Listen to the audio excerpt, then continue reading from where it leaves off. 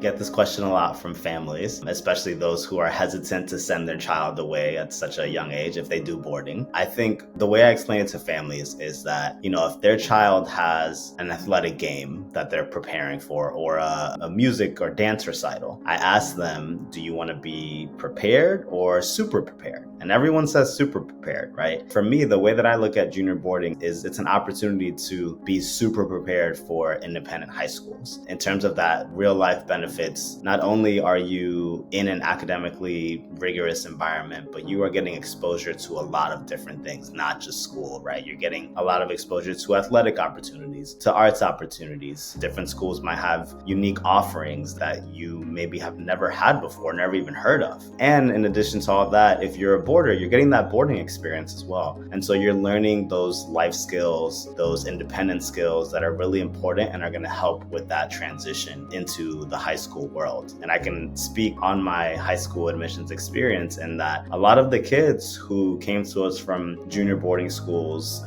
Fay, Fezzi, Cardigan, IMS, those students were pretty well prepared because of all the sort of exposure and experiences that they had at the junior boarding level. So there are a lot of benefits to junior boarding, and I think the biggest one is overall preparation for the next step. I'll start by saying that the curriculum here is really deep. It's really expansive. It's very hard, nearly impossible for kids to run out of classes to take. Some of our classes are grade level classes, right? You're in 7th grade English or 7th grade history. And then some of our classes are based on your own skills and experience in that class. If you want to take one of our 4 languages that we offer and you've already taken it before, you can take a placement test to figure out what level of that language makes the most sense for you. It's the same for math as well. You'll take a placement test to see what math class makes the most sense for you. Kids have a lot of options to choose from when they're here. Of course, they're doing their typical academics, so math, English, science, history, and a modern language. Some of our signature programs that we offer. So the first one, and definitely one of my favorites, would be the Center for Creativity and Design. We call it the CCND for short. It is a program that focuses on design thinking and building.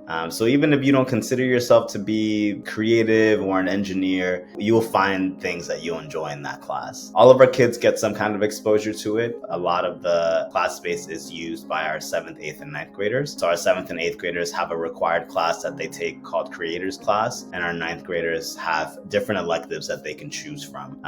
Whether it's, one of the classes is robotics, and kids get an opportunity to express themselves a little bit through the projects that they do, whether that's using different art mediums, whether it's using construction tools and power tools, whether it's using 3D printers. It really depends on what is calling the students' names in terms of what they're able to use. But they get really creative with their projects, and kids really enjoy that class and that curriculum. So that's one great space for us. Another unique program that we have is called Vox Inventum. It is a public speaking program that we have. Public speaking at Fay really starts as early as 3rd grade, where kids are kind of speaking about either they're retelling a story or telling the class about their day or their weekend, and it becomes more sophisticated and structured as you get older. In 7th, 8th, and 9th grade, kids are practicing speeches pretty often in their English classes, and then about 4 students from each grade, from 7th, 8th, and 9th grade, get selected by the English faculty to actually give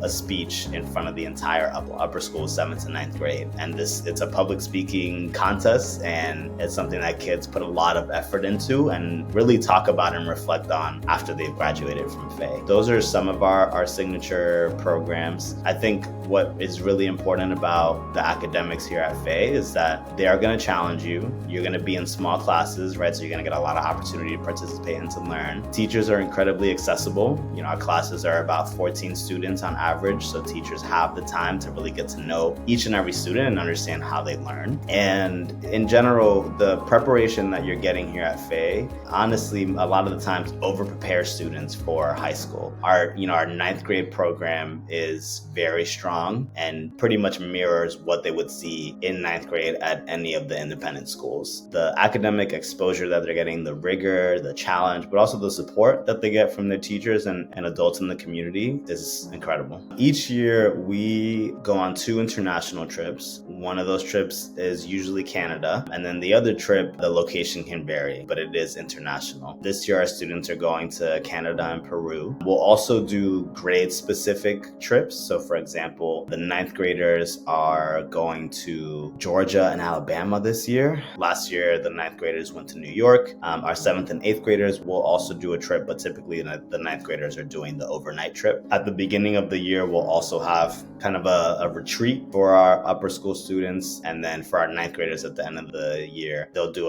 a trip together as kind of one last memory together. So we do a fair amount of trips throughout the school year. Some classes will do individual trips depending on what's happening in the curriculum. It is a great opportunity, again, for kids to get off campus and learn about other places and other cultures. We do have a service learning program as well that's really expanding and taking off. And so a lot of the service learning that we do right now is pretty nearby and local to Southborough in Massachusetts, and kids get different opportunities to participate in that programming. But we are looking to expand and try to create that impact in other parts of the country and really other parts of the world. Arts is very much a part of the curriculum here. It's not something you do after school. It's not something that you do on the weekend.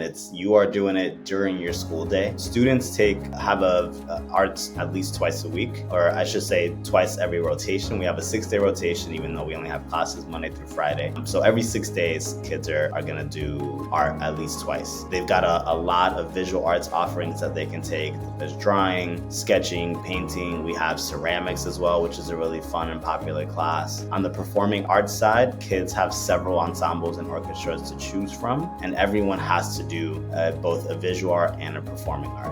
If you don't want to perform and play an instrument, we do have a non-performance class. If you're more into theater or singing, there are a couple of choral groups that you can join, and there is a theater curriculum as well. We put on a spring musical every year, and there are music performances throughout the school year that our kids in our ensembles and orchestras participate in. So if you are someone who loves art, whether it's visual or performing, Fay is a pretty great place for that, because again, you are doing it during your day. Obviously, if you are rehearsing for a recital or a theater performance, you're going to spend some more time outside of the academic day on that. I didn't mention for music, you can also do private lessons, and those are taught by Fay teachers, so that's an additional component to your arts experience here. Athletics, again, very much a part of your day. Everyone here does athletics. That's our big deal, is that everyone plays. Starting in 5th grade, that's when you really begin to compete against other schools. We have over 30 sports offerings for our students. 20 of them are